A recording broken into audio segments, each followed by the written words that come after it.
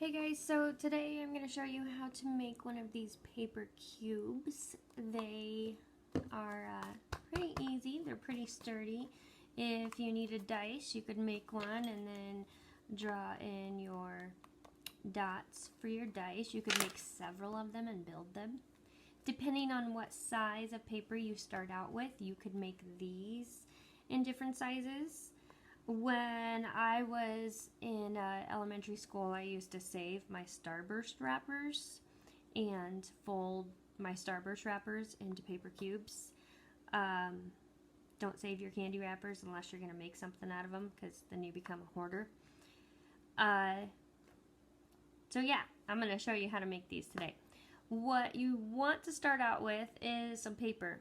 Now I had colored paper at home. So I grabbed 6 different colors. You could use white paper. You could use wrapping paper, candy wrappers.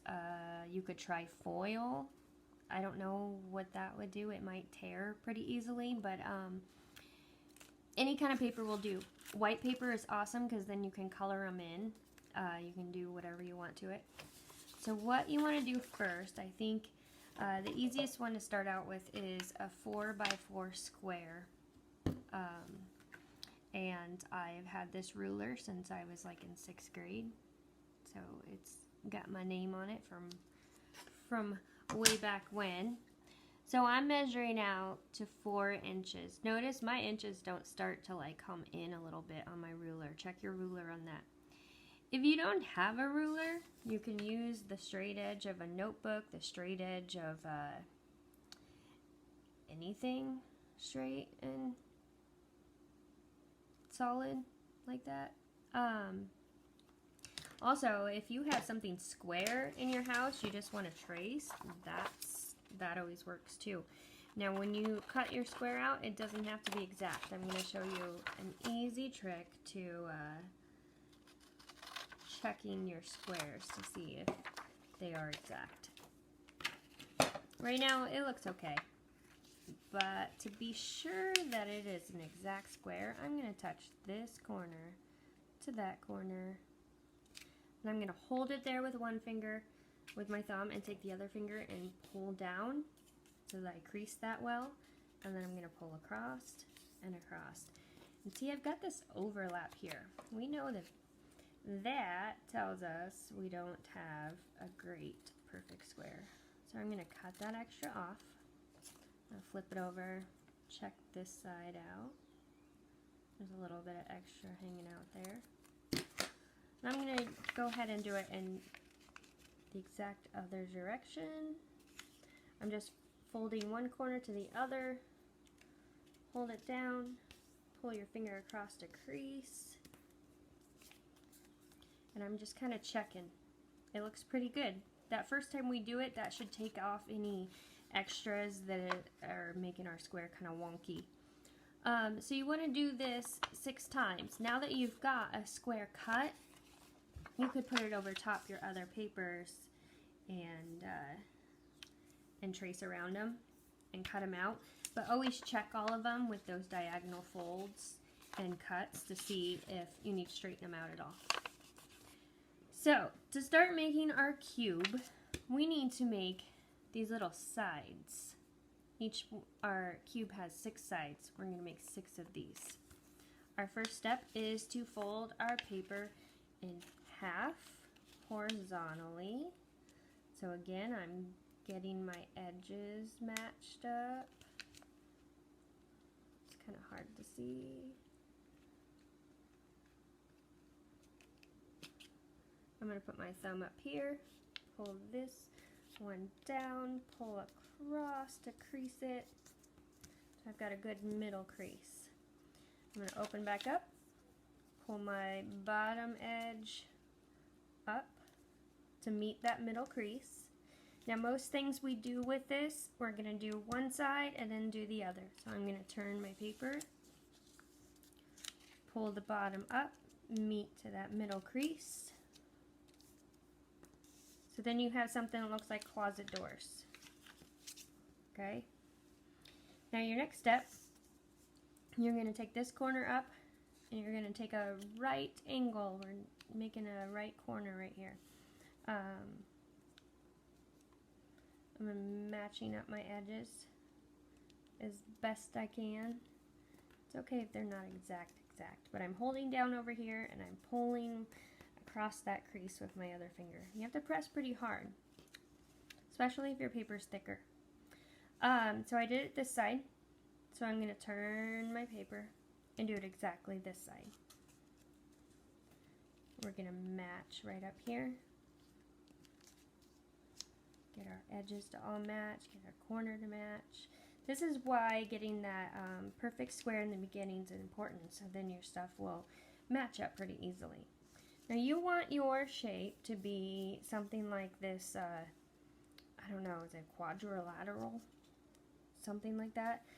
You don't want it to be, and this is a common mistake, you don't want it to be a mountain, okay?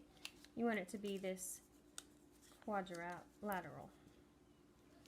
You open it up, and you've got these two little flaps sticking out. I'm going to fold one in. I'm going to fold that in there. And I'm going to turn it on this side.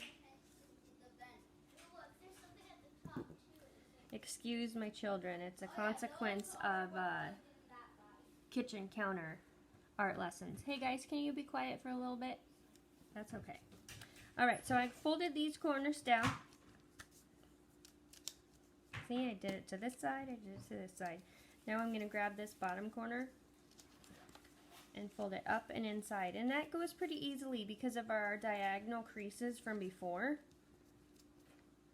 So again, I'm going to turn my whole shape over and do it again.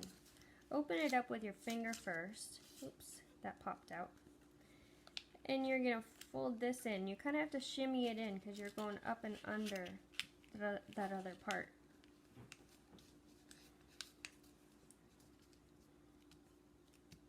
Okay, and there's one of our sides. We need to, still to finish it, we need to fold in these wings. So I'm matching these edges together and creasing. And I'm going to match this edge together and crease. So then you have this. I'm going to do that one more time. If you don't need to see it one more time, you can fast forward to where we are attaching our squares, but I'm going to do this one more time so we can see it if you need it. I'm matching my points up. I'm creasing. I'm going to cut off any extras to be sure I've got a perfect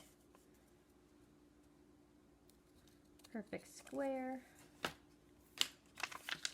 These creases are what help us later on getting those last little triangles in. They match up right on those creases. Then step one,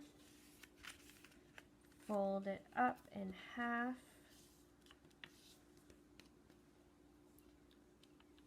Open it up, fold this bottom bit up. I'm going to turn it around. Fold this one up.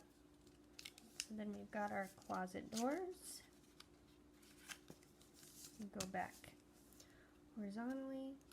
I'm going to pull this corner, go up towards the middle. Those are kind of getting funny. Get all my edges to match up. And then crease. I'm holding with these fingers and creasing with another. See how I need to flip so I can do the same over here.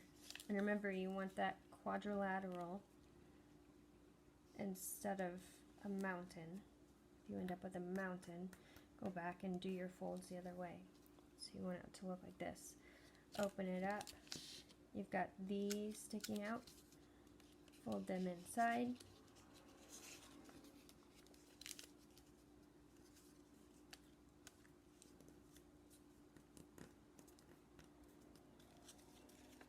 your folds aren't exactly right, you can always refold so they meet up.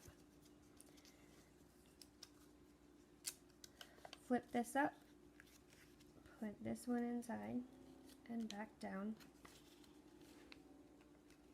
See, I have one that's not quite right, but it's okay. It's still gonna do its thing. Turn your shape over. I'm gonna tuck this in, open that up with my finger and tuck it in, and crease. And we've got that again. We're gonna fold our wings in by matching our edges. And matching our edges. Now, here comes the fun part. Okay, we're going to put our squares together. We're sliding these wings right into these pockets. Each one of your sides has these little pockets that you created by folding. And so the wings are sliding right into those pockets to create your sides, and they kind of lock in.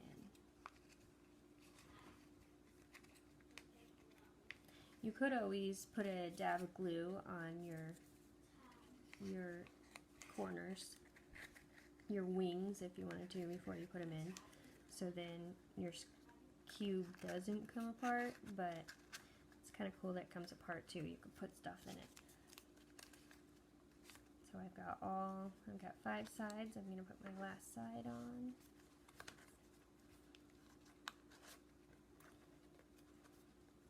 So I have to tuck all these in.